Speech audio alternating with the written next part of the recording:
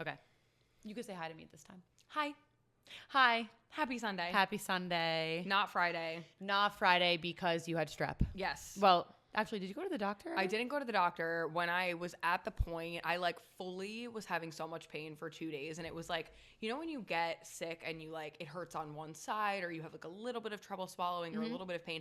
It wasn't that. It was like something else. Like I had like this lump in my throat that I like, when I would like drink water, I could feel it trying to like get around whatever was in my throat. It was crazy. And you did not go to the doctor to confirm.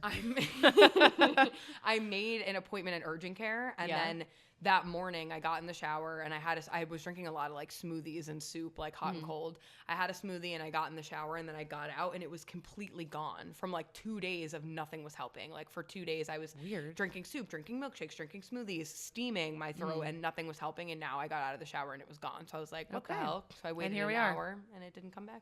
All right. Well, recording on a Sunday. Yeah. But it might be Friday when you're watching. No. I'm going to try to get it out tomorrow. Yeah, but that doesn't mean they're going to watch it tomorrow. Yeah, it might be Friday when you're watching. Happy Friday.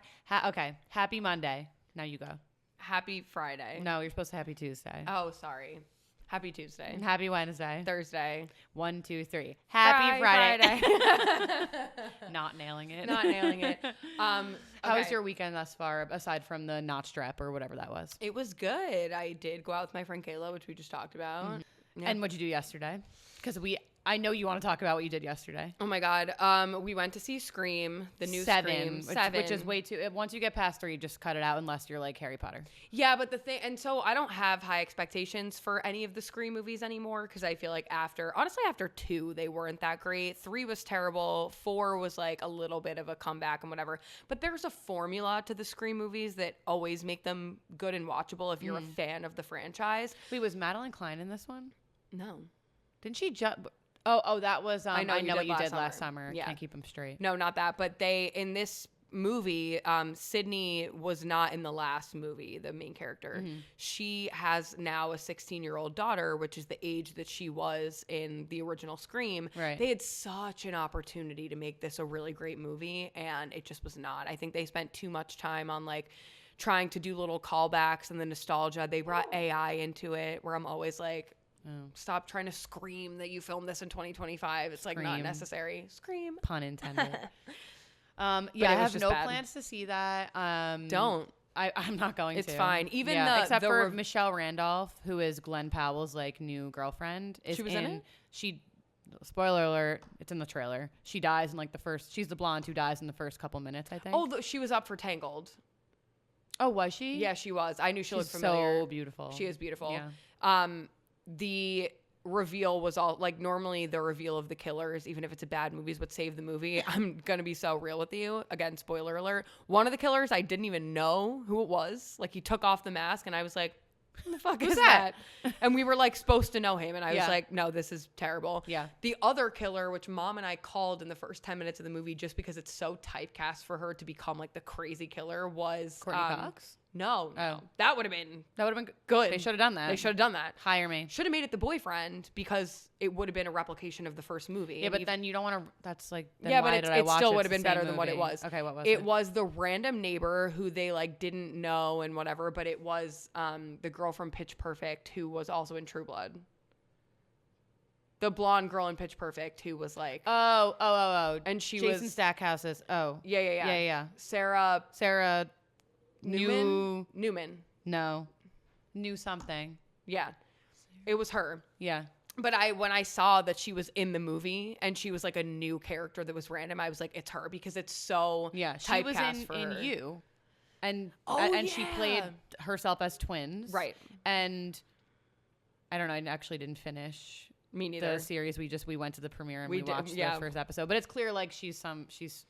She can do like the crazy characters where at the end she's like, ha, ha. Yeah, like, that's very her. So I knew it was going to be her the second she was on screen, and it was. And then some random guy that nobody knew. So not a great Scream 7. So wasn't don't a fan. see it. Yeah. Okay. But it only annoys me because I feel that this movie was such an opportunity. They got Matthew Lillard Sid, we're back. on the 7th movie. Like. Yeah, and the last 3 haven't been great, and I wouldn't have had great expectations, but they got Matthew Lillard from the original movie to come back for this one. Yeah, and then they had this. I don't know. I know he's in other stuff, but like he always will be Shaggy from the Scooby-Doo movie. I mean, Shaggy and Scream, I feel like were the main things. He was in She's All That. Wait, Shaggy and Scream. He was Scooby-Doo and Scream. He was in the original Scream. His 2 movies. Yeah, his 2 claims to fame. Yeah, those are the things he was known for. Right. Shaggy. But yeah, imagine being known as Shaggy. Honestly, iconic. Sorry, Matthew Lillard. Really? Yeah. Was that a good movie? Scooby-Doo. Some people are really fucking dedicated to the Scooby-Doo maybe I need movies. to rewatch. I never was a big fan, but a lot of my friends are like dedicated to those movies. Okay. Yeah. Was it Sarah Michelle Gellar was Daphne, right? Yeah, and Freddie Prinze Jr. Yeah. Her real life husband. And then the girl from Freaks and Geeks was Velma. Oh yeah. Oh my God, what's her name? I'll never remember her name every time I actually do remember her name. She was in like she's been in a lot of stuff. Little Fires Everywhere, or I don't think I saw one of those shows. Oh my God, what's her name? Jesus fucking Christ. Talk about Scream. What a jump scare. Okay, take a sip of my wine. Let's pause. Okay. Oh, and just when we're ready, she gets back up. Sorry, I needed a sip of water. She needs wine. She needs water. Turning water into wine. I'm frickin' Jesus. The talent over here is so high maintenance. We didn't do our song. We've already eaten too much time. Can't do the song. Okay. Do you have a song? I could. There's a song in my head I could just do. I don't know if you'll get it. Could give it a shot. Could always edit it out. All right. You have a song in your head. I have a song in my mind. This is where I'm really like, there's not a particular reason why I would guess it, but I just am like. You need to give me a clue. Read my mind. You need to give me a clue. I cannot read your mind. Childhood, but it's relevant now. That's your clue. Don't think. Just look into my eyes. Okay. Are you going to count us in? I don't know what I'm thinking of. I don't know how it starts. So 1, 2, 3. What's up, Scooby-Doo? We're talking about Scooby-Doo. I said relevant now. I was singing Hannah Montana. Scooby-Doo is relevant now because we were just talking about it. I meant relevant now, like these days, not like in this moment. There are so many better. I think the clues need to be more niche. Okay. Anyway, it's supposed to be telepathy. Well, we're not twins. We don't have telepathy. We're just we have people. Sister telepathy. Apparently, we don't. My weekend was good. Okay. Anyway, you went to a birthday brunch today. I went to a birthday brunch. I avoided having alcohol because I wanted to not be tired on the podcast. So it was a big sacrifice for me. And here I am. Great. And that was my, we did some stuff and we have babies and we were doing baby things. So yeah, you had friends over. It has been a busy weekend for you. It's been a busy weekend. I'm having some wine off camera. It's over there. Which means you're not having it because you can't reach it. Yeah, I had half the glass. Oh, she's talented. Okay. Relevant. Shall I start with the Relevancy Roundup? Yes. Give it to me. Or actually, before we dive in, now that we've had our little chit chat, I'll just tell everyone what we're talking about today. Okay. Because we've switched up. We have some segments that are popping in and out. Yeah. We have our Relevancy Roundup, in which we will briefly cover Traitors, because we're not doing a TV recap because Bridgerton gave us nothing to talk about, and Tell Me Lies is over. Yeah. And Summer House is the same every episode. It's just I love it, boring. but it's the same every episode. We need it's not some boring. new things. It's so not boring. So anyways, we have our Relevancy Roundup. Then we have a new segment called Group Chat Weigh-In. You all beautiful people sent in some situations you would like our advice on, so we'll talk about that. Mm-hmm. And then we have Q&A, which is not on my iPad because you didn't send it to me. I told you what we're talking about, though. We're just going to do that one question. I don't think we're going to have time for more than that. Okay, so we have a Q&A for the one question. Do you have that person's username? No. We don't need the username for all of them. Okay. Some people have actually been recently asking to remain anonymous with both the advice. All the advices, everyone said, can I remain anonymous? I mean, that's fair. Makes sense. Yeah. And then the questions, Whatever. If you ask that question, then you'll just know. Okay. So, our first topic, I guess we can start with, because this is really brief, since you were just singing Hannah Montana. I have to admit that I was wrong about something, which I'll never do again. So take it in. I've never been wrong in my life. This is my first and last. Okay. In our last episode, we talked about the Hannah Montana 20th anniversary special. Yes. And you said that you really want her to put the wig on. Yeah. And I was like, she's not going to put the wig on. Is she? I sent this to you on Instagram. You actually ignore me. Sorry. She was spotted out in Malibu filming with the wig on. And the assumption is it's linked to the special that's coming out in March. She was wearing the OG wig. Oh my God. Big chunky sunglasses. Love. She had an all black outfit with a fur cropped vest, very of that time. Yeah. And she was wearing, I forgot she did this, a scarf, but as a belt. A She sparkly did. belt scarf. She loved that kind of moment. Mm-hmm. Yeah. Mm-hmm. So, I mean, that's really the whole story. We don't know much more, but we are getting the wig moment that you and others hoped that they would receive, that I was confident we would not get. That we deserve. We fucking deserve it. We do deserve we it. really do. We do. And I'm glad. I knew my girl Miley would. I knew she would show do up it. for us. My close personal friend Miley Cyrus. I knew that she would show up for us in that way. One day she'll be sitting behind one of these mics. That's called manifesting. That's called manifesting. Okay. So that's really all I have to say about that. Okay. Okay. Our next topic. You might not know who this is, but we'll get there. Okay. Connor Storrie hosted SNL last night for his first time ever. You don't know who that is. Okay. No. Connor Storrie is one of the main characters in HBO's hit show Heated Rivalry. Everyone keeps begging me to watch that, but I've not. So good. Okay. You should watch it, not for the pod, because it's it has come and passed. So we will not, we won't be discussing it. But when the new season comes out in 2027, we can talk about it if we're still doing this, which hope we are.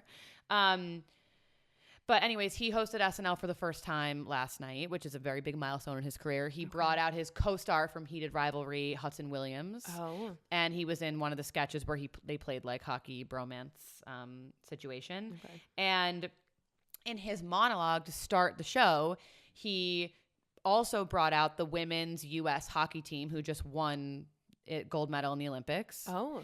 And he made this joke. So I don't know how much you're familiar with the Olympics. I'm assuming you're really not keeping a pulse on that. No. Yeah, it doesn't feel like your vibe. It's not. Okay. Let me catch you up. The women's hockey team is really good. Okay. They won Olympic gold this year. Sure. They also won 2 Olympics ago. Okay.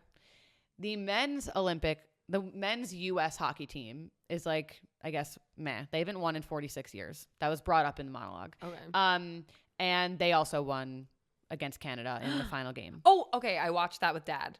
Oh, at I 8 happened to be in the room when Dad was watching it, and I you saw were that. there. I you didn't weren't see watching. them win. You were probably on your phone. I was on my phone, but I saw them win. Yeah, so they won. Yeah. So I hope I don't get these details wrong, but basically after both teams won, Trump wanted to meet with the men's hockey team. And there was some kind of phone call between Trump and the hockey team. And it was recorded and released where he was like, oh, I'm inviting you guys to come to the White House. And I guess I have to invite the women too. Ha ha ha. Yeah. And, which I think because I was trying to think about this. I'm given the context of who Trump is, we're all gonna automatically assume that was meant to be a dig at women. Yeah. Right. I mean, yeah. And then I was okay, what if Obama said this? Would we then think it was funny? And then I was actually, what he would do is he would call the women and he would be guess what? I want to have you here. I guess we'll invite the men. And then we'd all be laughing. So, anyways, all that to say, it probably was a dig at women. Anyway, in Connor's monologue for SNL, he brings out, I think he brought out the men first. Oh, now I'm gonna, okay. Anyways, I thought he brought out the women first and he was and I guess we'll bring out the guys too. As a callback to that. Yeah. Unless I got that wrong, but that's how I remembered it happening. Yeah. And then I just was second guessing myself. So, and that's on sexism. Right. And, Jack Hughes is one of the hockey players who won. You may have seen he got his teeth knocked out in the end of did you see it? No. Because you were watching? No. Okay. Well, he did. Oh my God. And he's kind of relevant in the media right now because he is seeing Tate McRae. Oh. Yeah. Where the fuck did Tate McRae come from is my question. She was on Dance Moms.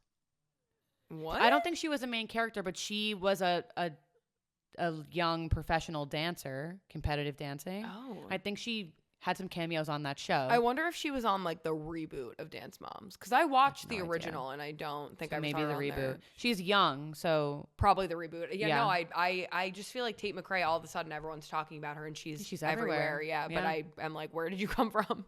I think that's kind of true with all celebrities though. Like I remember a time even with Ariana Grande when Victorious had ended, and then all of a sudden Ariana Grande was like a pop sensation, and I was like, the fuck? Cat? What are you doing here? Right, red hair. Yeah. Okay. So that's that. Wow. The iPad keeps It's the shutting most off, you could get me to be interested in any type of sport. Same. Yeah. That story was actually not about hockey. It was actually about heated rivalry, but there were some interesting things that tied in with hockey that I felt I had to cover. Very sexist comment on Trump's part. Don't love it. Obviously. You know, it's not surprising, but like we love our boy Connor Story punching back, you know? Yeah, hell yeah. He's like, let me honor these women. Yeah. Who did an amazing thing. Who made a joke in the monologue where the guys were like, this is pretty amazing because the men's hockey team hasn't won in 46 years. And then it panned to, I don't know who is who. It's Hillary Knight and Megan Keller are the two women's players he had there. Yeah. And it panned to one of them, and I apologize. They're both like brunette girls. I just don't know who's who. And whoever it was like, oh, and we haven't won in a whole 2 Olympics. And everyone was like, Yes. Yeah. We love. Is this what the kids are doing? Yeah. Is it which finger? I think it's just that. Someone let me know. I think it's just that. I think it could be any finger. Oh, really? I think that started from people who have like long nails. And instead of snapping because they had long nails and they couldn't, they started being like, but I don't know what finger it is. Okay. I just think of like Gen Z. I'm like kind of Gen Z, but. Hey, you're on the cusp. A break for the baby Brezza making milk. He needs another 3 ounces. He's a little still hungry. Okay, bye. Later. Okay, our next story. This is actually, Aaron said I should make this a story. Oh. This only came up on my feed like one time because that's my algorithm, but his algorithm was like shoving this down his throat. Jim Carrey is another man in Hollywood who now has a new face. Have you seen the pictures? I've seen everything that is like they got him. Jim Carrey is cloned. Like they fucking got him. He looks crazy. He does look crazy. So he was in Paris for the César Awards. I don't know if he was in for an award, whatever. Yeah. He was getting honored for like a lifetime achievement. He went up there, accepted his award. On video, he kind of looked great because it was kind of far away. Yeah. Maybe it was slightly more pixelated. He just looked like wrinkleless. But he has a very expressive face. That's his whole thing. Yeah. And so then the close-up photos came out on whatever red carpet from this award show, and he looks not good. Yeah, he looks weird. Yeah.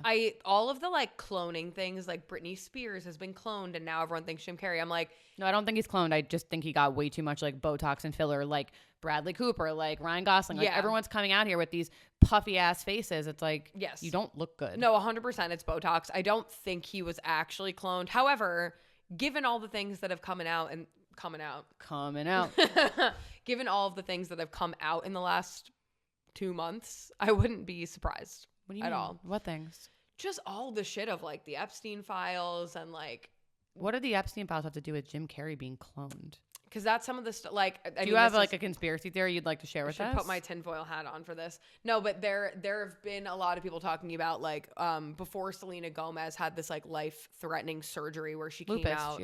She has lupus. She had a surgery for it though that like she almost died, and she came out like ever since she looks really different. And yes, it's the lupus, but people found these Epstein emails where they were like, we've decided on Selena Gomez like literally 5 days before the surgery. And people are like, oh, they got her. No, what? I'm like, right? I had not heard of this. Oh, you look it up. Wait, when is that surgery you're talking about? Because she does look different to me now, but that's now. Like 10 years ago, she still looked like her around the time I think she had that surgery. No, she didn't. Look at the photos. Like now she just looks like she got a little too much of Botox. It's like pulling her eyebrows to the gods. Yeah. Well, I don't know. I don't know. I haven't done that much research. I will say again, like when you used to hear like celebrities have been cloned, you like roll your eyes and you're like, okay. Yeah. But some of the shit that's coming out with the Epstein files it's fucking weird. I know. When they were like, oh, there's like a billionaire island where these men go and do terrible things. I was like, nah. And now it's thing, true. Have you seen the thing with SpongeBob and Epstein Island? No. Oh my God. they show SpongeBob's ruin SpongeBob for me. Maybe. Oh. I want to almost show you the video. They show SpongeBob's driver's license or boating license a lot of times in the show because it's like a big plot. The address on his license is 124 Conch Street, and that is the address of Epstein Island. Oh, it's literally the same. And then when you look at the shape of Epstein, could that be a coincidence? No. When you look at the shape of Epstein Island from the drone, it's like this it's a weird pineapple? splat. No, you put it on top of the Nickelodeon symbol, and the Nickelodeon splat is literally the shape of Epstein Island. Oh no, there's some weird fucking things going on. Like, what was the docu-series that came out? Something about the dark that Drake Bell was in. Oh, Quiet on Set. Something about the dark. Quiet on Set. With everything that like came out from there and the people that were running the network or the shows at that time, I could easily believe that. Yeah. Oh yeah. SpongeBob himself is innocent though, right? I mean, it's just his creators. I don't think he knew. Right. He doesn't.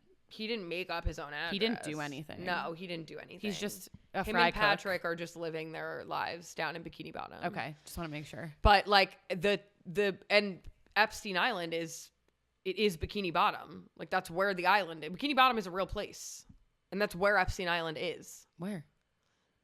I forget what the top of it, but they call it Bikini Bottom because there was some sort of this is a real thing. This isn't conspiracy. There was a nuclear attack or something where that island is, and they call it Bikini Bottom because everything got radioactive underneath the water, and that's why it's like there's a sponge you can talk. Right.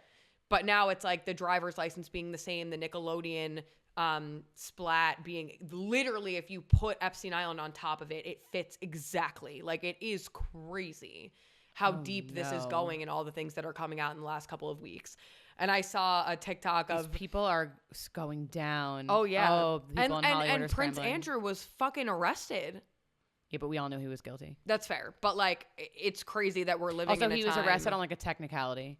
Yeah, but you know it was like for like taxes or something. I don't know. I just think it's so crazy that we're living in a time where it's coming out that all of these government officials and all of these recognizable names that we all grew up with are on these lists and coming out to have done horrible things. I don't know why the world is so calm. It's like we've been desensitized, which is another thing that... Well, this has also been coming out slowly. Like there's an Epstein documentary that came out on Netflix like 5 or 6 years ago in COVID. So, and there weren't the amount of details about other people, but everything that a lot of what we know about him and what happened there was on that documentary. Yeah. So now people have had all this time to process it. They're not as shocked, but yeah, it's not good. People are saying that and I believe it because there's a lot of, it's not funny. Like there's no part of what's come out about the Epstein files. Like none of it's funny. No, there's it's a lot terrible. of like memes. I just spit on the microphone. There's a lot of like memes and jokes being made about it. And there are a lot of people who are saying that they're putting out bots to make these like memes and jokes to try to desensitize us to it before it all really comes out. Oh, it's working. Yeah.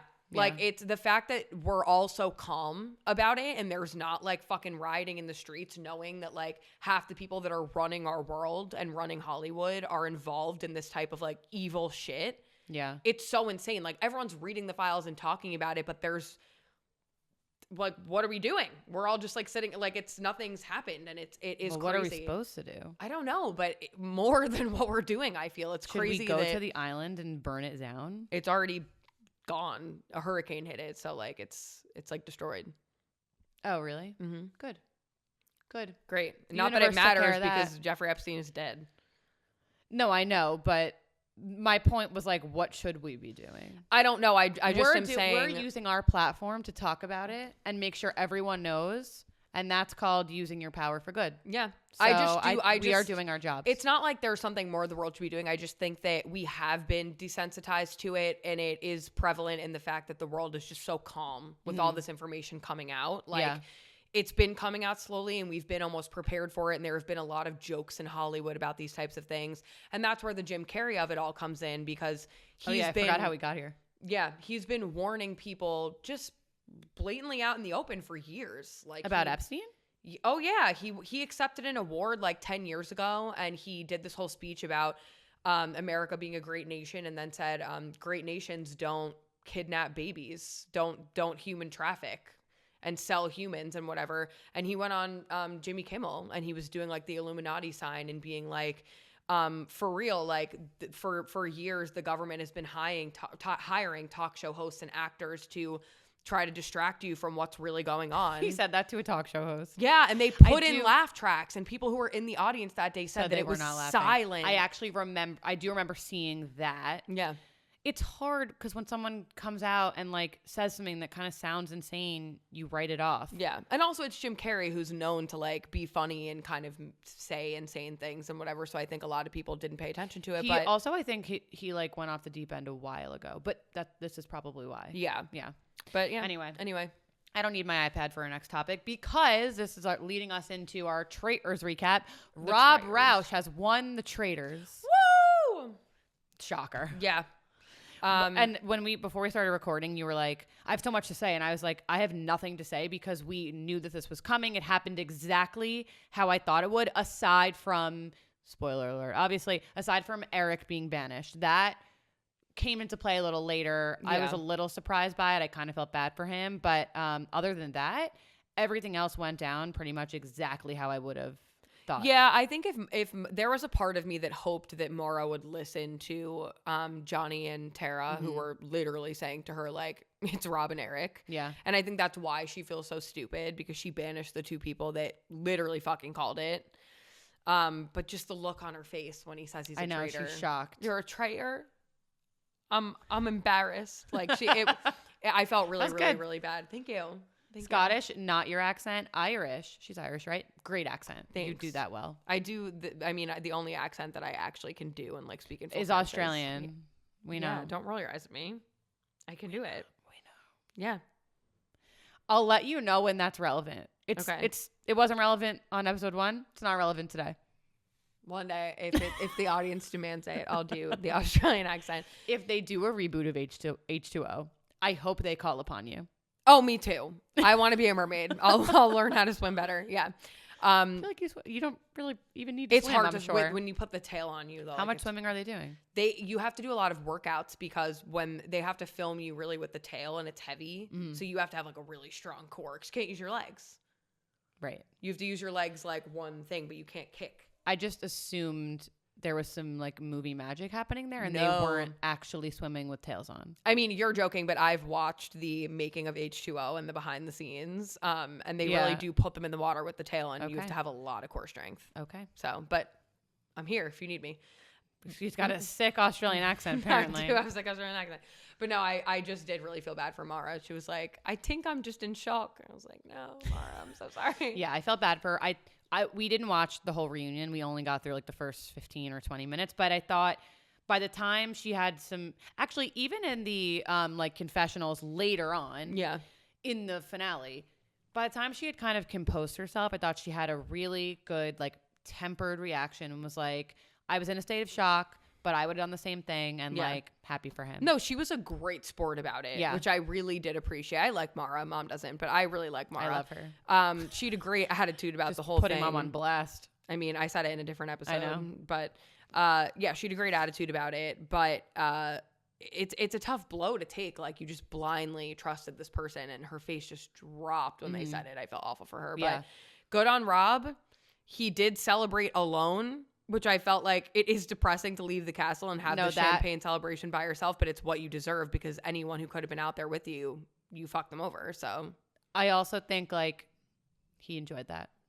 Like Rob's personality, he was like, finally. Also in the reunion, them asking him and Mara, like, people think you guys have chemistry. And she's like, no. And he's like, I mean, I think we flirted a little. And it seemed I actually thought once again, like he was kind of giving like these weird sheepish grins and acting like, I have a secret. And she was like, no, we're just friends and we're acting like friends. And he was like, oh, were we not flirting? And I'm like, brother, you have a girlfriend now? That's the thing. Right. It almost seemed like he was a little bit upset that she wasn't acknowledging it, but then, he's like, I'm not single. I was so proud of her. Maybe she's lying, right? Like, I have no idea. But probably is. In that moment, I felt like she kind of got one over on him because she was so composed. She was not embarrassed by it. And she was like, no, we were just friends. And like, it was just platonic and there was nothing there. And he was like, oh, there was nothing there?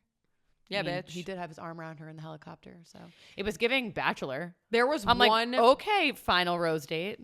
Actually, though, it really did feel like that. Yeah. And then there was one moment right when Eric got banished where he looked at her and she gave like a... And I was like... Mm-hmm.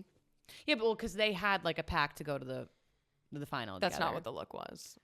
I'm going to clip it and put it on my TikTok. On her part, apparently... But on his part, I think maybe he had some ulterior motives. I think she's lying, but it was iconic of her to just reject him on the show. I was like, yes, bitch, get it. Yeah, also because he has a girlfriend, so she's not going to sit there and look like an idiot and be like, yeah, we had chemistry, but now Rob is seeing someone. But clearly that was the other thing that I caught. No one else knew in that sitting there that Rob had a girlfriend. Oh, yeah. But Mara knew, and I'm like, that's because they've had this conversation. That he's or like someone. maybe she was prepared for that question to come. However, it shook out. I thought she had a great reaction. Yeah. And she didn't seem flustered. Yeah. And I didn't want her to seem flustered. I wanted her to be composed, and she was. And then there is the whole thing, which we didn't get to, of that Lisa Rinna got... Rinna got drugged at the Traitors premiere party is crazy. In January. Like you think that when you're at like a sanctioned Hollywood event and and you're like being asked to be there and it's like an official thing that you wouldn't have to worry about that. Right. And then she did it. She was on a talk show where they asked her about it and she said that happens all the time at wherever they were. The Abbey in West Hollywood. Yes, she was like, I have friends and friends of my daughter who said that has happened to them at this same venue. Yeah. So don't go to the fucking Abbey. Right. Don't go there. Don't. No. But yeah, that's so crazy. Like you would think you could let your guard down. And I've been to a lot. Yeah. Didn't you know? No, but I've been to a lot of red carpets and screenings and premieres and movie premieres in the city. And like, those are the places where it's like the only time where I feel like safe. Yeah. Like I don't have to like watch my drink and be so careful. Right. Like I would never think that would happen. She's a pretty big star. Yeah. I was saying, I think I was talking to Aaron about it, and I was saying like, that must have been something really gone awry. Yeah. Like, I don't believe that the intent was to target her. Maybe like something happened, because why would you ever? What did you stand to gain by doing that? I don't know. Like, now she just puts you on blast, the name of your venue, and probably women are not going to go there, and they shouldn't. Right. And she said they're in the middle of a lawsuit with it now. She was like, I can't really talk about it. Yeah, and like an investigation. Right. Yeah. That is fucking wild. Mm-hmm. Like, ugh. Just makes me sick to think about. Yeah. Okay. The only other thing I was going to say was that I thought Eric did such a good job at the last round, not the final with him, Maura and Rob, but the round table where they were kind of coming for him. Yeah. And he was so convincing. I think if I was Tara and Johnny, and Maura, I guess, I would have really believed that he was faithful. He was so composed, and I would have thought he would have gotten really nervous, but I guess he knew that was coming. Yeah. And he had some really great points. Yeah. And he was saved. Yeah. So, I understood both sides of that. Like when Rob was like, would you give a stranger that you met 3 weeks ago $100,000? Totally. No, I totally get that. But I also understand Eric being like, there's a certain line in the sand where you're going like above and beyond to fuck people over. Right. And I do think it is not the fact that Rob did it, but that he got so much pleasure out of it. And it kind of reminds me of Dan on Big Brother, where it's like... No, but Rob said he like felt remorse. You know, but I feel like he's just saying that because you have to. You know, Maura was his potential lover, and he did that to her. But with Eric, I don't know. I do feel like Rob got a certain level of enjoyment out of it that not everyone would. Like, did he maybe feel remorse? Yeah, but it felt similar to Dan on Big Brother, where it's like you had to get yourself out of the situation. You are playing a game, but Dan really went like above and beyond to be really like conniving. Banishing Eric is that's part of the game. He was at the round table. He chose his relationship with Maura over his relationship with Eric. Yeah. That's what that was. That wasn't him saying, I'm going to pull the wool over your eyes and banish you, Eric, so I get all the money. I don't think he would have done that. But he had to convince. Maura was the only person who he really had to convince. Yeah. And when she came to him and said, I want to take Eric out, it is a win for him to take all the money for himself and not have to split it. Yeah, I disagree. I don't think it had anything to do with Maura. I think he was like, I'm going to take this money for myself. I don't think so. I do. They had a pact from the beginning that they were going to go to the final together. And he was... Why are you rolling your eyes? Because that was before he recruited Eric to be a traitor. I feel like he wanted all the money for himself. That was before Eric even came along. Why would he now abandon that plan that he's had since day one? For Eric, who's been a traitor for 5 seconds, he didn't even put the work in. That's fair. It's a game, and he played a really great game. Mm-hmm. But on a personal level, I feel like he did get some enjoyment out of like being conniving, and that's just how I feel. Okay, well, That's just how I feel. I hope his new girlfriend watches out. You know, Yeah, watch He's out, a really, your boyfriend. really, really good liar. You're never gonna get a girlfriend now. I can't do But it. The he has accent in that one. sentence, but her saying that was iconic. I hear screaming from the baby. Okay, the group chat weigh-in. You're gonna host this segment. Yeah. So I asked you guys on my TikTok. I told you I'm gonna start that over. I just got tongue-tied. I'm not even gonna cut that. I'm just gonna let it roll. Okay. On my TikTok, I told you guys that we were going to form a real life group chat and to send in your most difficult group chat scenarios that you needed advice on, and everyone can weigh in the comments. We're going to weigh in and just form a group chat community. So we have 3 different ones. We'll see. We're gonna start with 2 and see how long it takes us to talk. We'll see if we get to maybe all we'll of them cut today. that third one. Sorry, whoever. So the first one was, and all of most of the entries, but these 3 specifically asked to remain anonymous. So this person wrote, so basically one of my best friends had her 25th birthday party in secret and didn't invite me. I found out via a private Instagram story that one of the other girls in the group posted and didn't realize that I was on her private story. Afterward, I found out that they have a full separate group chat without me where I'm pretty sure they spend their time talking shit about me, and I'm not really sure what I did to have them all turn on me like this. What should I do? Run. Girl, cut ties. Let me tell you something. You should never have to convince other people to like you. Period. If you have issues with them now, you're always going to have issues, and you're always going to be looking over your shoulder thinking, why do these people not like me? Or do they have, okay, I'm part of this group chat. Now, is there another group chat? Like, yeah. There is nothing to gain from sticking with people who do not have your back. You need to find a group of girls who love you and will do anything for you, and you stick with that group. Like, don't waste your time chasing after people who don't have your best interest at heart, don't genuinely love you, don't want to spend their time with you. Yeah. And if they valued your friendship, then someone would come to you and try to address it before they just started talking shit. Unfortunately, there's a certain type of group dynamic in this world where they get along based on a mutual hatred and a mutual shitting on someone else. People love to hate. Yeah. It does bring people together, hating on things. And listen, I'm not above that. Like, I love to hate on things and I like to talk shit, but like,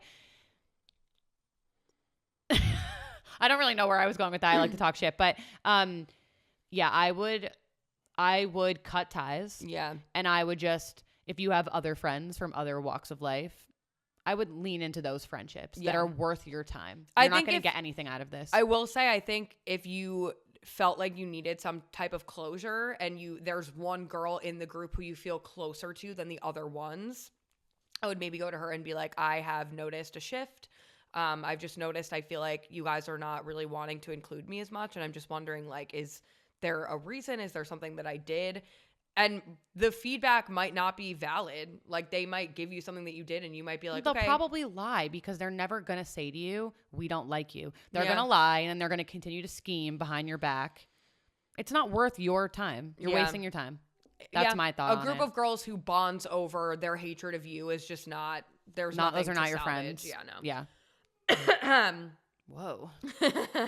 Sorry, this and he just probably blew out all your ears. So sorry. I'm really between these 2. Well, we'll do all 3. Okay. The second one is, I told my best friend I was pregnant, and her reaction was, congrats. Congratulations on your pregnancy. Her reaction was, let's say, complicated. I know she's having trouble getting pregnant, but honestly, I think the bigger issue is that my friend group does not like my husband. He's very shy, and they all treat him like he's not cool enough for them. I texted in the group chat a week later that I was pregnant, and no one responded, and still to this day has not. I'm not sure how to navigate the situation. Again, run. Like, wait. We switched from pregnant to husband, and it kind of confused me. This girl who wrote in is pregnant. Yeah. She announced the pregnancy in the chat and no one answered. Yeah. Okay. Let's put the husband on the back burner for a second. Yeah. Run. Yeah. Cut and run. I feel like we spend so much time trying to seek validation from people who are just simply never going to give it. Yeah. And these are not going to be friendships that serve you if they're draining you because people are not responding. They should be so happy that you're pregnant. They're going to be aunts. They're going to be uncles. Yeah. All my girlfriends are uncles, obviously. If these people are not going to be happy for you and celebrate your big moments, what is the point of this friendship? Right. There's nothing there for you. And I think sort of blaming it on like they don't like my husband, it's still not a valid excuse. No, like let's be honest. Maybe your husband sucks. Sorry, maybe he sucks, but they should still love you. Yes. I would take your husband out because I don't think your husband is really part of the equation. Is your husband in the group chat? Right. Maybe if I don't even see that changing things. No, I don't have a lot of friends. Like I'm only 28, so none of my friends have had babies or been pregnant. You started with, I don't have a lot of friends. I'm only 28. And I was like, are you just telling people you don't have friends? I have no friends. I'm alone in this world. You don't have friends that are pregnant. I don't have friends that are pregnant. We're a little bit young for that. But I have had multiple friends who I don't like their boyfriends at all. Whether I just don't like them or I don't think that the relationship is good or whatever the situation. And they've gotten engaged, and I have nothing to say but just congratulations. I'm so happy for you because it's not my fucking business. It's not your business. Your relationship. Right. So if one of your best friends is pregnant, regardless of how you feel about the guy, she's bringing a child into this world, and that is something to celebrate regardless of how you feel about her husband. So don't blame yourself. Don't blame your husband. It's not either of your faults. If these girls can't find it in their Unless your husband sucks.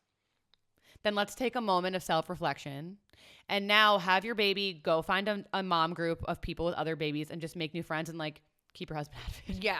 Just have girls' nights. Well, I think that's the thing with the advice column is like these stories are coming from one perspective. So like if you know in your heart that your husband has maybe done things that your friends don't agree with, that's a separate thing. If what you're saying is true and your husband is just a little shy and like kind of nerdy, do they think like girls who think they're cool really piss me the fuck off. Right. Like if your husband really is just a nice guy and like your friends just think they're better than him, cut it. Yeah, run. Like if it's not serving you today, it's never going to serve you. As you have a baby, it's going to be so much harder to prioritize your time. Yeah. You really have to choose the people who you care about and you want to have a relationship with. And like, let me tell you, these girls are not it. Yeah. And you can speak to that. Like now your child is 8 months? Almost 9 months. Almost 9. And that's, I'm sure, something that you felt where it's like you really have to prioritize the people who not only prioritize you back, but people who add good things to your life. Who add value, right. If people are just going to suck the air out of the room and like make you second guess yourself, new friends. Yeah, 100%. Let's not waste our time here. Yeah. I do have to take a sip of water because my throat is like... Because you are bringing strep into my home? No. Do you want me to read this one? No, she doesn't. She doesn't want me to read this one. This is her segment. My throat's just a little dry. I've been sitting in my apartment with 3 humidifiers. I was about to say you need a humidifier, but you have. I have them in my apartment, but now I'm here and you don't have one next to me. We have 2, but they're in other rooms. Yeah. So. Sorry.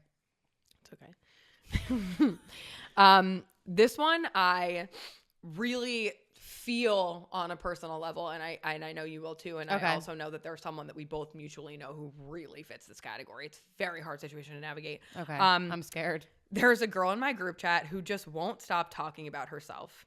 Whenever anyone else texts that they're having a hard time or a bad day, she goes off on a rant about all of the difficult things in her life and why they're so much worse. Whenever we plan a dinner, she complains about not having money, and it just always seems like there's a reason for her to play victim, and we're all getting very tired of it. How do we address this with her without making her feel attacked? Okay.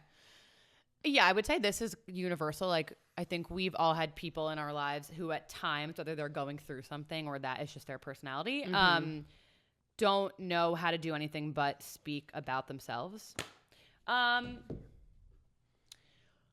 would have a one-on-one conversation. You don't want to make her feel attacked. Do not gather the group to sit around and roast the fuck out of this girl. Like, have a one-on-one conversation and say, I feel like you're having a hard time. When we're chatting, you seem to bring up a lot of negativity in your life. And, you know, I see good things in your life. Here are the good things I see in your life. So I just want to know, how are you doing? Yeah. I think that's a nice way of being like, you're being a Debbie Downer and we're all noticing it. And so I'm checking in on you, but I'm also letting you know that the reason I'm checking in on you is because you cannot shut the fuck up about how much of a Debbie Downer you are. Yeah. I actually think I would take a different approach, and I have taken a different approach, where instead of being like, I feel like you are bringing up a little bit of negativity and how are you doing? I put it more on me a little bit where I'm like, hey, I know that there's been some stuff going on and like I'm always more than happy to be there for you and to listen. And like, I'm so sorry that things have really not been going your way. But I currently feel like things are a little one-sided and I would appreciate if you could like really listen to me and give me your attention if I'm having a hard day. Like I just feel you're still putting it on them. I mean, yeah, but in a way that's less like you're doing this and more like I just want you to like be there for me. Because I don't know. It depends on the person. I think that's more confrontational. I don't. You do? Yeah. Because my thing was like, you're having a hard time. Is everything okay? I'm here for you. Because you're having a hard time. That is not direct. Yours is. Yeah, but you're trying to do it in a way that doesn't hurt their feelings. Listen, I don't know your friend. Like, is she thick? Is she going to get it? You know what I mean? Like, if she's not going to get it, then maybe you have to say, you have a hard time listening when other people speak. Yeah. And I need this friendship to go in two directions. Yeah. If you think you can put it a little more softly and she'll get it, then put it softly. But yours is more direct, yes. I do think that sometimes more directness of just like, hey, I'm feeling like I'm totally fine to be there for you and like talk about your shit as much as you need to. But I'm feeling like when I talk to you about my shit, you're not fully present. And I just want us to have like an equally sided relationship where like if I'm talking, you're listening. And if you're talking, I'm listening. Right. That's where in the comment section, that's like the whole point of this is we really would love for you guys to weigh in and create this group chat community. I think there's a different approach for everyone. Let us know who's right and who's wrong. Me or Sydney? What team are you on? Everything's a competition. No, it's not.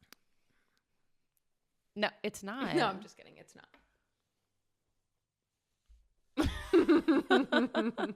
Okay, what's next for us? How long have we been filming? Probably like an hour. I don't know. Should I check the cameras really quick? Sure. I need wine for this conversation. Yeah. Okay. Our Q&A segment today is 1 Q and it's 2 A's. Yes. But you have the Q, so go ahead. The Q was someone had asked me what happened. I've talked publicly a lot about getting kicked out of my theater department. And I was sort of asked, what went on with that. And you were also in an intensive art program at, can I say your school? Let's not. Okay.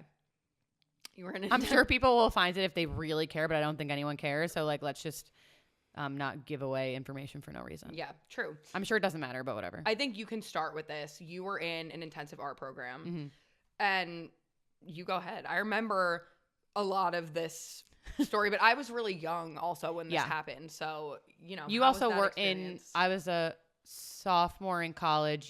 So you were junior in high school. Yeah. Yeah. So yeah. So spoiler alert. It's not a spoiler alert. The end of the story is I did not get kicked out is kind of what I was leading with. At my school, and I think this is common potentially to theater programs and other art programs as well, but I was in a school of art and design, and in sophomore year you have a review where you go, there's like a committee who you present to and you talk about and show the work you've done. Right. Now art is very subjective, so it's kind of a weird idea in the first place to show your art to a committee and the committee's like, we subjectively don't like your art, so you should leave. It's kind of a weird idea. So I have was my review? Yeah. So you have your review at the end of sophomore year and you show 2 years worth of work. And then the committee sends you an email, either like you passed, you didn't pass, and you're actually kicked out, or you have to re-review. So I had to re-review. But I was scarred from the actual presentation with the committee because there were 2 people on the board who I had as teachers and one who I did not know. One of those teachers loved me. We had a great relationship. It was a drawing class, and I really loved charcoal drawing. And I excelled in that class. I thought my drawings were great.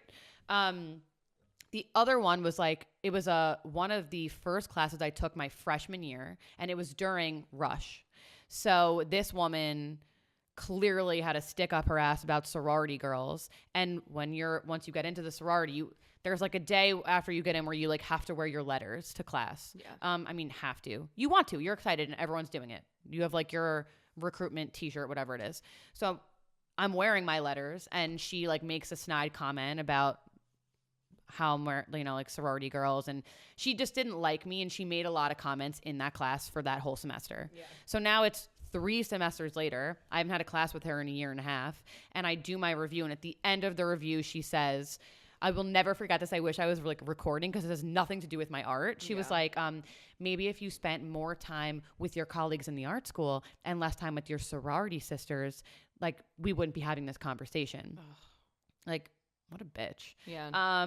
Sorry, you obviously didn't get into your top sorority when it was your time. Like what? I'm paying to be here and be taught art, and you're like bringing a personal vendetta against my extracurricular activities. Like that has, right.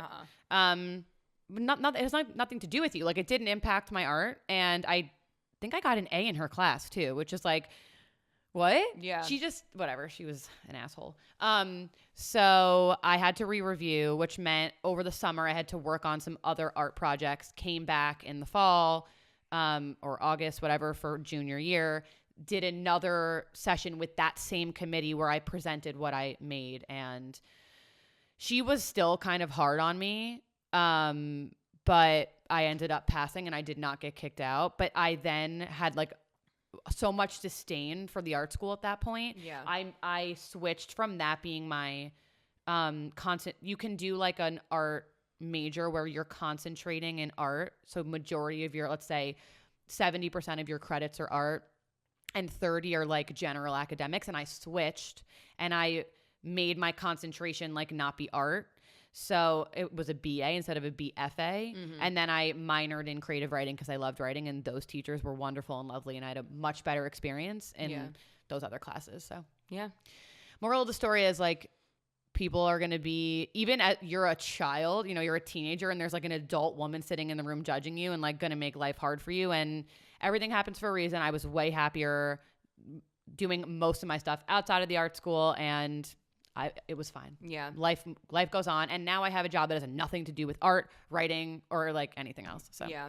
I think it's such a, like, the reason why I talk about like my stuff so much is because like in public, and I've talked about it before, is because it is these departments that have to do with creativity get away with things that other departments wouldn't. Right. Because it's based on being like subjective and like, right. oh, you're in a cutthroat industry and we have to weed out the weak, and they get away with just the most ridiculous things that right. no other department like English or science or math or anyone else would get away with. And it right. just is crazy. But right. Other academics are black and white. The arts are not black and white. Yeah. So you have a personal vendetta against someone. You're going to say some heinous stuff and then kick them out because you personally do not like them. Yeah.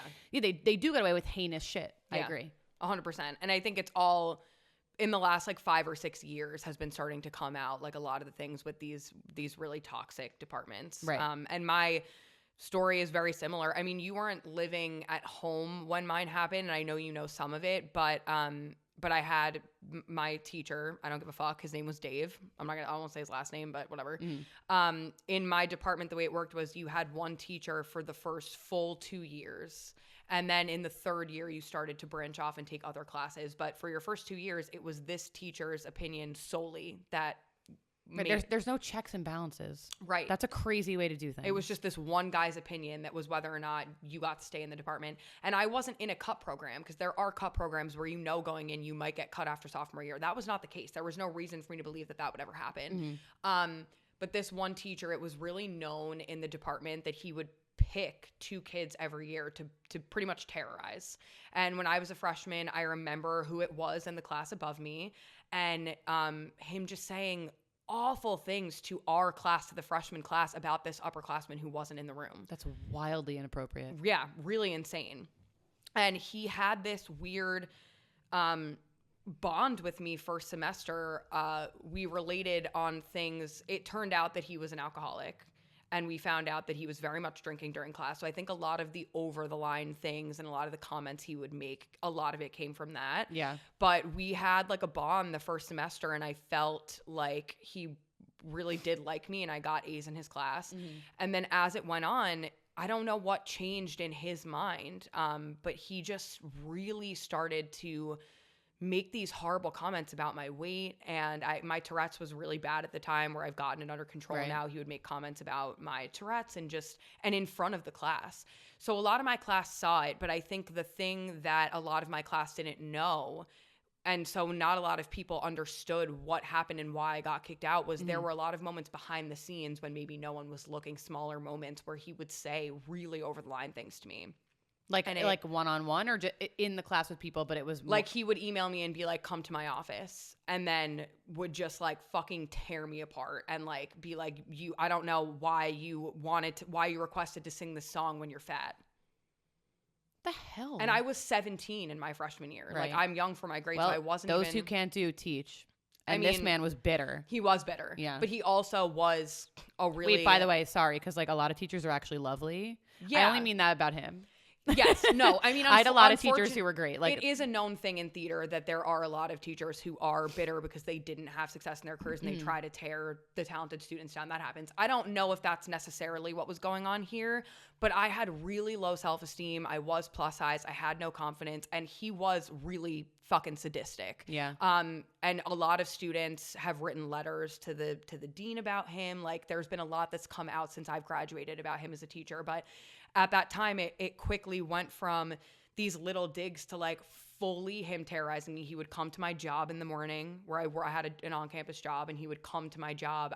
My job was to open the main student center. Yeah. And he would come in the morning when no one was there and just say, again, heinous things to me. Or if I wrote like a journal entry, he would like throw it at me and be like, try again. Like, just when no one was looking, horrible things. Talk to students. If there were 3 of us from the department standing around, he would talk to them and act like I wasn't standing there. He'd be like, yeah, I wonder what Sydney's going to do in class today. I hope it's not just a complete and utter disaster like it was last week, as if I wasn't standing there. Yeah. Really bad, really quick. And then he was he was verbally assaulting you. Yeah. No, he when I say he terrorized me, I mean he would literally like follow, like he was following me around campus. Yeah, he would show up at your job and say things like, why is an adult man, or any adult for that matter, allowed to do that to, I mean, I don't want to say child, because like in college but I was 17. You're not like fully an adult yet, but you're not a child. You're somewhere in between, and you're still figuring out who you are and like your footing in life, and someone's going to come and do that to you. Yeah. They're supposed to be teaching you and guiding you. Yeah. And a lot of the things in class were inappropriate too. Like, he would really force us to use a lot of our traumas that like at 17, I don't think you've really dealt with any trauma that you have, and like opening up those wounds in front of a class of people was insane. There was something called the underwear scene, where he would take a freshman and assign every freshman a scene that they had to do in their underwear, and he assigned it to I didn't know that. Oh yeah. That's something that's been really talked about since I left. One single freshman? We all got different scenes in freshman year, and there was one scene called the underwear scene.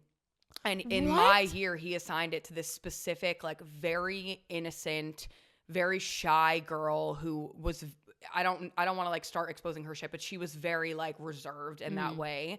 And you had to do this scene in your underwear, and he put her with a 34-year-old grad student who had to take this freshman acting class. And we were all like, what is this? Are you kidding me? No. Like, he was a sadistic fuck. Yeah. Like, I'm trying to imagine what I would do if like my son was in an acting program, and it is a little different if I had a daughter and it was like a male teacher. I think I'd be way more on my guard about something like that. But if my son came to me and said like, I'm uncomfortable and my acting teacher is making me do a scene in front of my class in my underwear, I would call the school. I'd be like, this is not okay. I mean, even is everyone else going to be in their underwear too? Like, what is happening here? Even when you called the school, like the theater department operates they're so on their high horse. Right. But they operate so far outside of the main school, where the main school is like, we don't know what the theater department does. Like, you have to deal with it with them. And nothing gets done. Right. And then in the same way, like, a huge part of the reason was that I was plus size. I know that it was because here's freshmen doing scenes in their underwear, and that's so much of the classes. Didn't pick you. Oh my God. But I did a scene. I'm not going to go into the whole thing, but it was from a play, and the representation was this girl gave just everything, including the clothes off her back, to her family, to where she had nothing left. I was wearing high-waisted leggings and a sports bra with a t-shirt over it, and as part of this exercise that I had planned, I'm carrying like these books and I'm dragging this like heavy block, and I'm like taking my backpack off and taking my shoes off to try to like be able to pull this thing. And I take off my shirt, and again, sports bra, high-waisted leggings. And when I finish, and it's like this really emotional thing where you have to tap into real things that have happened to you, and I'm like crying. And he said, before I give you your critiques, can you put a shirt on? Yeah. He doesn't work there anymore, right? He does. He does? He still works there. A lot of the teachers have been fired for this type of behavior, but he still works there somehow. I don't know. But there were other complaints filed from other students, and they didn't fire him? Not him. They asked a couple other teachers to step down who had done worse similar and worse in ways of like being just blatantly racist against students and stuff like that. So those teachers were asked to step down. He somehow slipped through the cracks. He still works there. So this all went down, and he started to give me worse and worse grades when I wasn't really doing anything and I was still really dedicated. And then I started to really lose my love for it. I was like, I don't even know what I'm doing here anymore. I don't want to be here.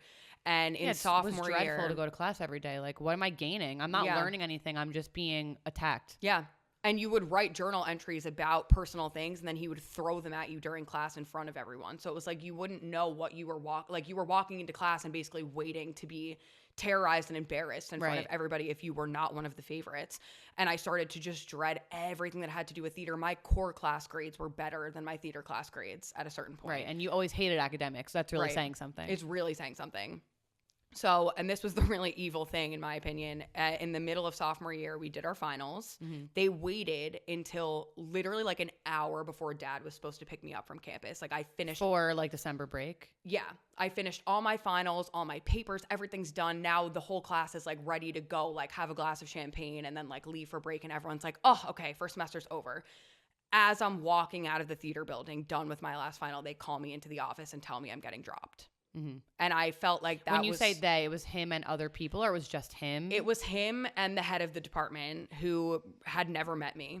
Like, it was really all based on his opinion. Right. And then one other teacher who was like a dance teacher that I had taken one class with, who was almost there for like moral support because her and I had a good relationship, and they just wanted someone there that would be like there for me. Right. And they told me I was getting dropped. And I remember you were not expecting it. Not at all. Like, at least in my situation, I knew that there was a possibility because it was a cut program, as you called it, potentially. So, yeah, that was just completely out of nowhere. No, I was not expecting it. I remember crying and almost in a way of like relief because I didn't want to be there anymore. And I just didn't know what it felt like a relief in a way that I didn't have to do this anymore. But it was also really unfair. I gained 24 credits that I had to complete along with my extra credit, like all of the credits I already had in my extra 2 semesters, because none of those classes that I had taken in freshman or sophomore year counted. Right. You basically got set back a year and a half. Right. Yeah. And I still had to do free labor for the theater department. We had a class called Contract that was no credits, that was 4 hours a day for 1 whole month. And I still had to do that of like washing costumes for the shows. But when I asked to take like acting on camera for my electives, I wasn't allowed to because I wasn't in the department. So like it was all really messed up. Yeah.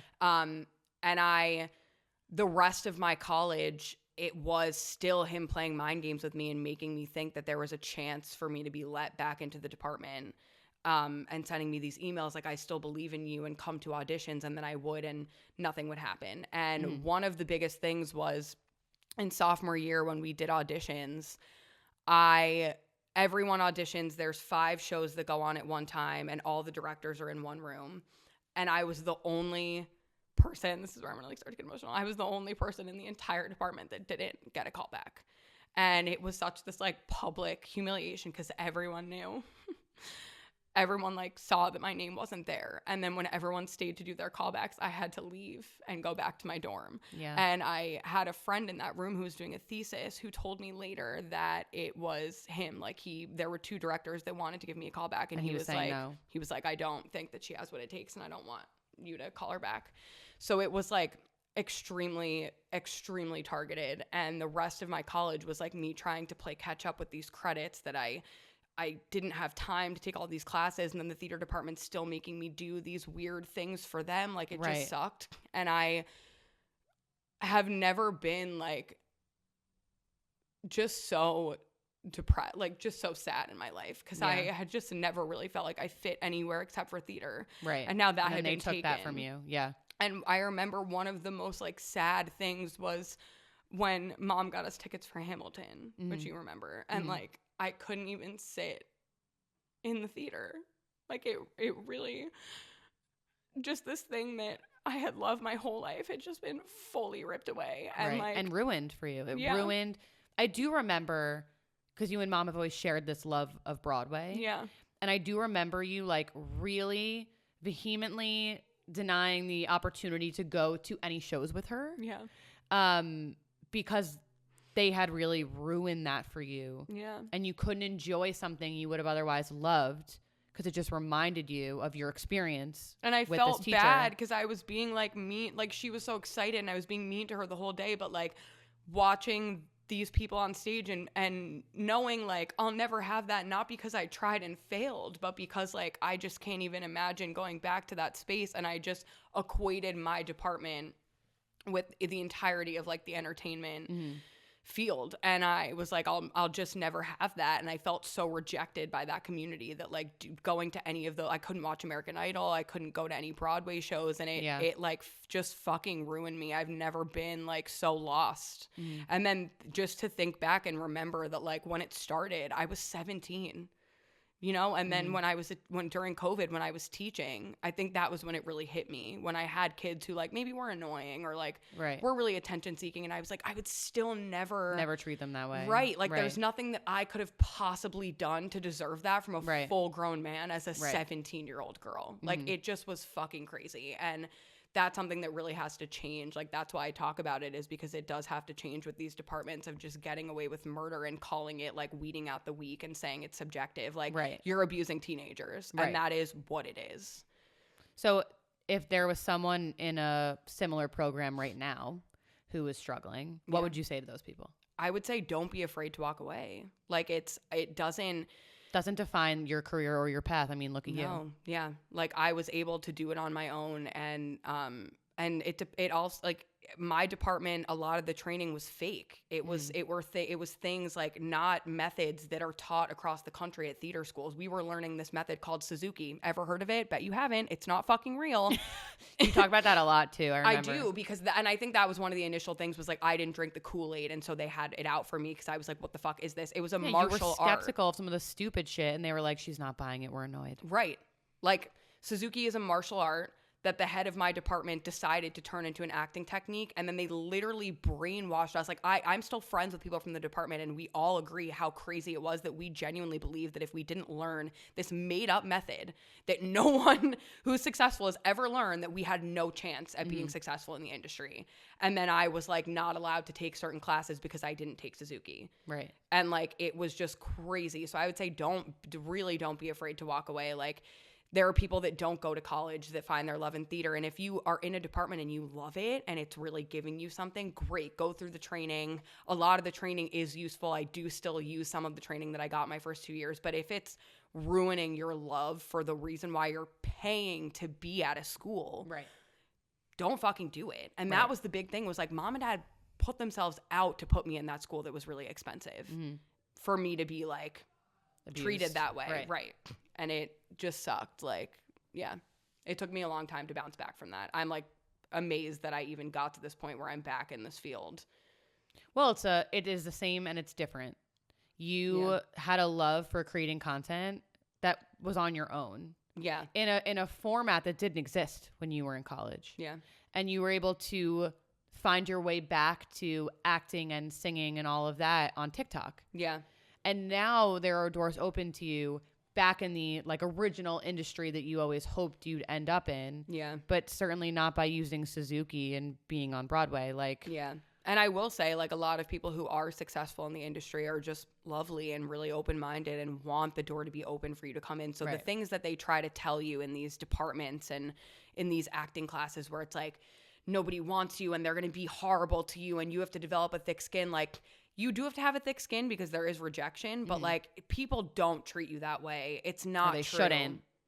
They don't. Right. Like it really, it's the people who are unfortunately bitter that it didn't work out for them that are going to put those things in your brain. Right. But I've now worked with production companies, studios, managers, agents who have that, and all they want is to find other people who have that same love and passion for it. Right. No one's sitting there waiting to rip you down. Right.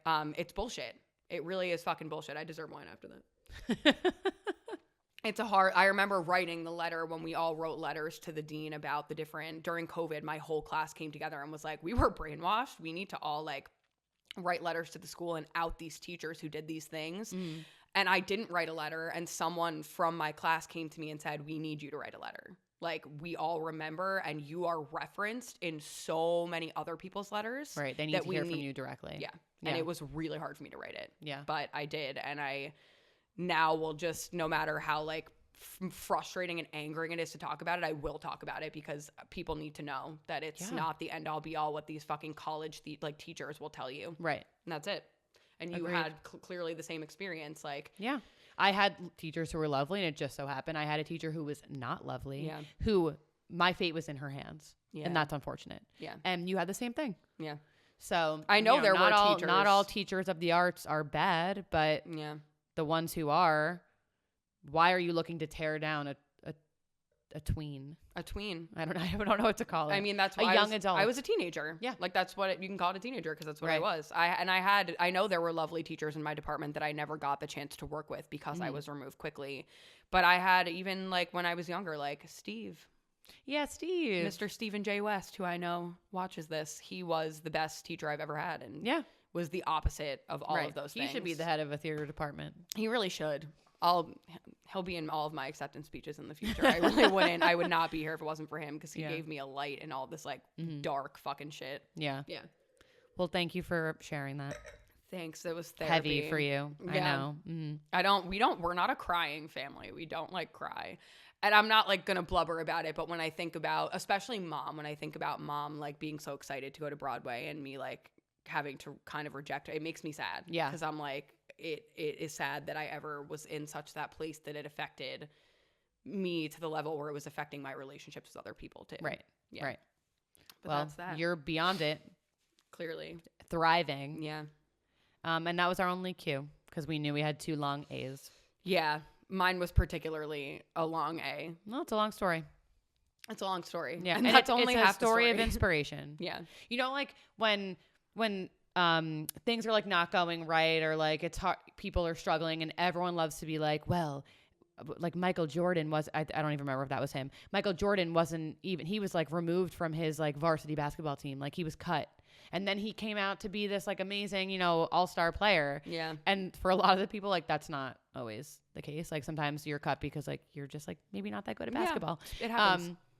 But you are a Michael Jordan story. Thank you. Yeah. If it is Michael Jordan who I'm thinking about. I think it is. I think it is. But I also think the bigger moral is like, especially when you're young and you're in school, because that's the thing. If you went to audition for a play and they said, you suck, we're not casting you, well, you have every right. When you're paying educators. Right. It's a different thing, and that's the specific college like department thing, whether it's art, theater, directing, writing, whatever it is that's in that creative atmosphere. No teacher, no matter how talentless you may be, has the right to do that. Right. Like, that's not acceptable. We weren't on Broadway. And they were like, we're preparing you. And I'm like, okay, but we're not there. We're in a school where I'm paying to be here. Right. And like, if I go to Broadway one day and they want to fucking tear me down, then they want me to do martial arts and they're going to pay me, even if it's not a lot, I'll do martial arts. Fucking go for it. Right. But not in a school. Right. And that's the thing. Well, go forth and take all of our sage advice with you on friends and group chats and theater and art programs. Yeah. And, do we want to have a guest next week that I know Mom told you maybe? No, no one told me anything. No? So don't announce it, because I don't know anything. Never mind. I didn't know we had a Mom had told you I had an idea, and I didn't know. She said you... Oh. But we don't say it. Don't say it. Yeah, it might not be next week. Yeah. It might be weeks Well, we have to discuss. Yeah. Yeah. Okay, well... That was our podcast. A little heavier than usual, but it was our podcast regardless. But funny in the beginning, and we'll be back in funny next Monday. Yeah. We don't always have to be funny. Sometimes we can be serious. Yeah, like 20% of the time. And that was our 20%. That was our 20%. Yeah. We can't handle more than that. No. We're not that deep. No. And that was it. And we will see you 1, 2, 3 next week. I almost thought it was next. I was like, is it next time? Next okay. week. Next week.